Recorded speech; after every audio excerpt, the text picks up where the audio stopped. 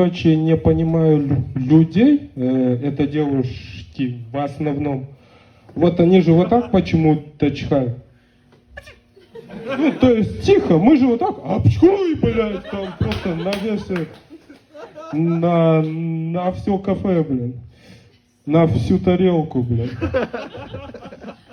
И это, да, и я вот не понимаю, я просто очень мощно чихаю. Я вот как-то дома чихнул, а все, а че такой масхаравый бояй.